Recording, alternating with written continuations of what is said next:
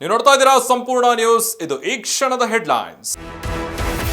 CM ಕುರ್ಚಿ ಬಡಿದಾಟಕ್ಕೆ ಕೊನೆಗೂ ತೆರೆ. ನಾಳೆಯೇ ಸಿದ್ದರಾಮಯ್ಯ ರಾಜೀನಾಮೆ ಸಾಧ್ಯತೆ. ಕೊಟ್ಟ ಮಾತಿನಂತೆ ಪಟ್ಟ ಬಿಡಲಿರೋ ಟಗರು.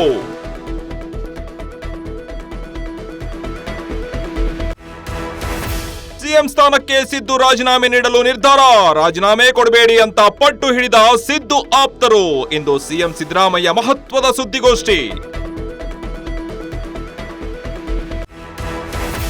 ದೆಹಲಿಯಲ್ಲೇ ಉಳಿದ ಡಿಸಿಎಂ ಡಿಕೆ ಶಿವಕುಮಾರ್ ಇಂದು ಮಧ್ಯಾಹ್ನದ ಬಳಿಕ ಬೆಂಗಳೂರಿಗೆ ಎಂಟ್ರಿ.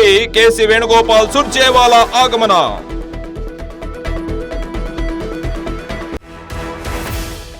ಐಪಿಎಲ್ ಫೈನಲ್ಗೆ ಆರ್ಸಿಬಿ ರಾಯಲ್ ಎಂಟ್ರಿ.